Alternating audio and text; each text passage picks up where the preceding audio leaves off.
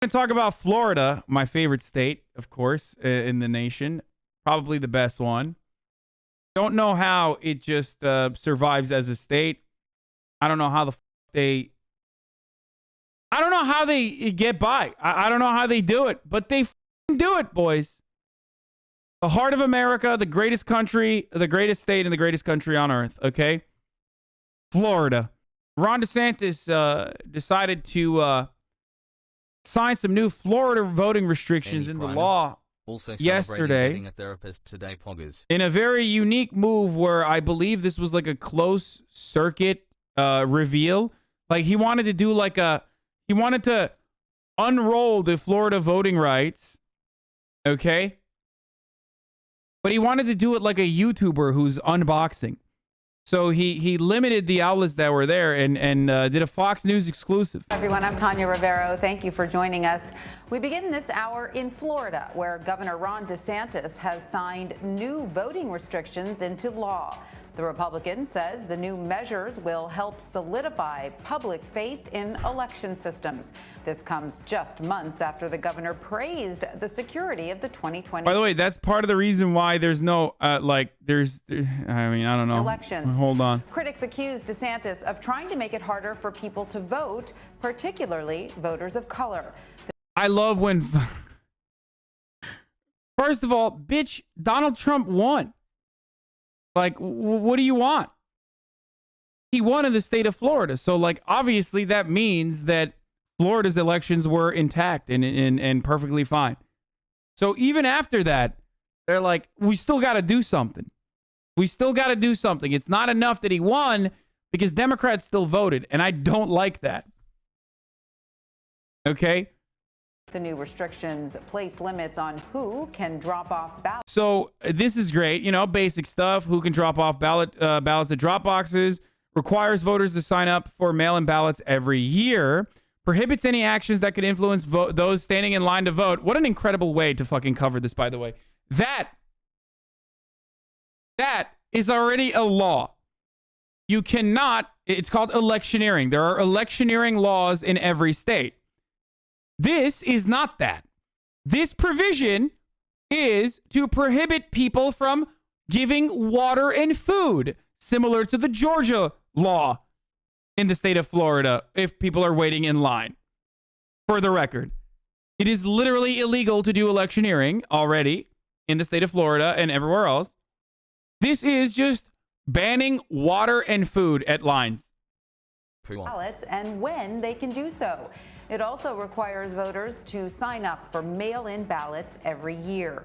The law also prohibits any actions that could influence those standing in line to vote. That means nonpartisan groups can no longer hand out food or water to people waiting in the hot Florida sun. Governor DeSantis signed the bill live on Fox News earlier this morning. Look, I'm not a fan of drop boxes at all, to be honest. He literally did a Fox and Friends exclusive, dude. How crazy is that? Like he just did a Fox and Friends exclusive. Like he apparently they wouldn't allow local news to be there to film it. Bitch, you're the governor of Florida. What are you doing? Like, it's ridiculous. Like, how are you going to fucking restrict your own state's local broadcasters from attending this signing ceremony to give the rights to, like, Fox and Friends, dude? That's wild to me. It's an incredible thing. Be honest with you, but the legislature wanted to keep them, but they need to be monitored. You can't just leave these boxes out where there's no supervision. Again, I want to ask Ron DeSantis, like, why are you doing these? Why are you, if all of these restrictions were not in place and Florida still ended up voting for Donald Trump, so what's up? Are you saying that your state elections were fraudulent? Like, why would you add additional restrictions if your system was working? It's kind of confusing. Kind of weird, dude. Kind of weird. I don't know what's going on there. Where they're in all hours of the night. So the drop boxes will be available only when They're monitored. So I don't even have a problem with like limiting the areas of drop boxes. Like it's kind of stupid to do so because they're already incredibly secure. But let's say you limit the areas where you can have drop boxes, right? To election stations, to polling booths and whatnot. What is really fucking insane about that is that they are restricting it to business hours, dude. They're restricting it to business hours. Round the clock monitor, round the clock surveillance. Fine, but restricting it to business hours literally means that it doesn't matter. Like, I don't want you to fucking vote. Like, if you are, the entire purpose of drop boxes is so that you don't have to wait in line and you can very quickly and easily engage in this democratic process, your civic duty, without fear that you're going to lose your job. And they're like, no, fuck that. We're defeating the entire purpose of drop boxes because we don't want drop boxes. That's it.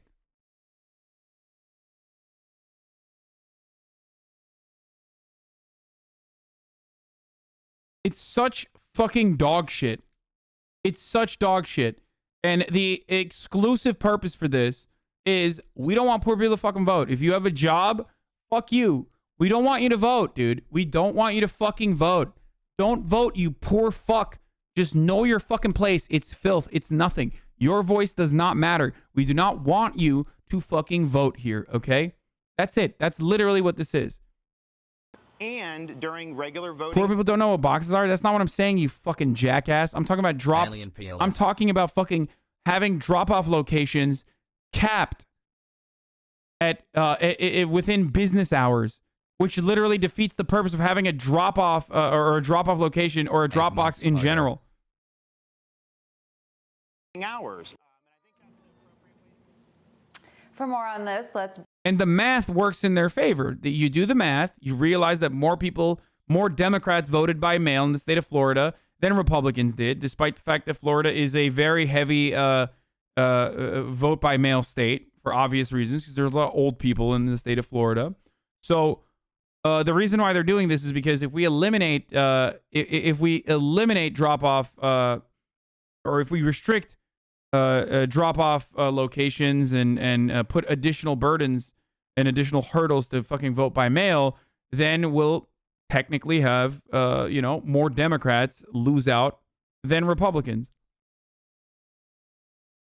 bring in Adam Brewster. He's a CBS News political reporter. Adam, welcome. So remind us how this law actually came to fruition and what has been the general reaction so far, both there in Florida and, across the country.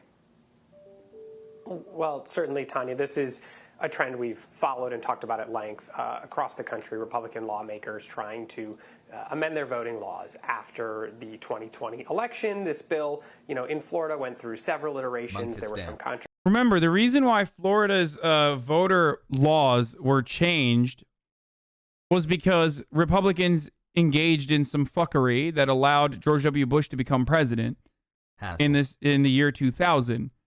So that's literally why Florida completely remapped their voters process, their voting rights, and allowed more ease of voting and all this other stuff. And it was still successful for the state of Florida from a Republican point of view. Like, Republicans were still fucking voting and winning elections in Florida, except, and they did win last time around as well with Donald Trump. So it's additionally silly to add, I get why people are doing it in Georgia, right? I get why Georgia would do it. It's still demon-like, and it's still fucked up that they're doing it, because the only purpose for this is to say, we don't want people to vote. We just don't want you to have your voice be heard. We don't want democracy. We don't want that. Our pathway to winning elections revolves around eliminating people from voter rolls and making it as hard as possible for people to vote. So it makes me so fucking mad, dude. It's so whack.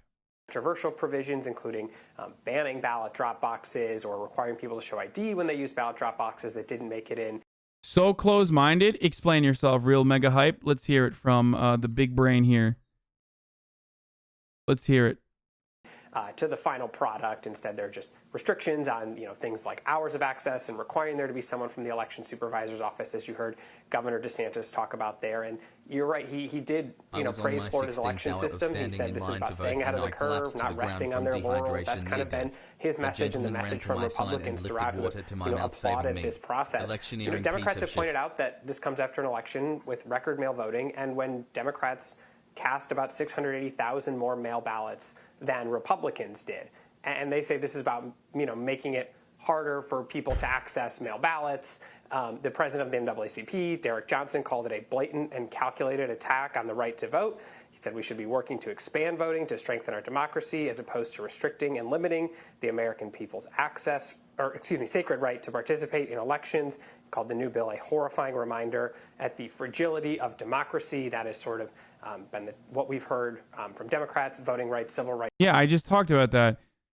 Governor of Florida, Ron DeSantis, literally did not allow any media to enter the room for the signing ceremony except for Fox News, so he could functionally make this a Fox and Friends exclusive. I can't believe this guy just comes in here, says I'm fucking closed-minded, and then just leaves. Like, this shit makes me so mad. Idiot. Rights groups, in states around the country, not just people Florida, cry about not having a diversity of opinions on this show. I'm so fucking so, one-sided. And then as soon as I want to hear from them, they're like run away like a little bitch. Democrats have any way to combat this law down the road, or some of these voting rights activists you were mentioning? It's through the courts, and we've already seen at least one lawsuit that's been filed challenging some of the provisions in Florida's law that add some of the new restrictions. We've seen groups challenge laws that have been passed in Georgia, in Iowa, Montana. These will be, long, drawn-out fights, and this issue of voting rights is going to be one of the key issues in the 2020 midterm elections. At these state levels where governors have signed laws, it will probably play a role in the discourse of Senate elections, as we've seen potential changes from the federal level that have kind of stalled in the Senate. We might see that kick back up in the conversation in the next couple of weeks, and there will continue to be discussions about the filibuster. This is going to be an issue that's a critical campaign issue. For now, what Democrats can do in a lot of these states, especially once they're done, the only way to really fight back is taking court action. We've seen those court cases go. Of course, it remains to be seen what judges will do with these lawsuits, whether they will take them and whether they'll strike. Okay.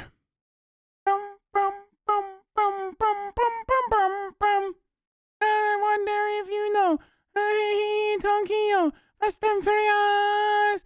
Dun dun dun. Yeah. Hey, Fast and Furious.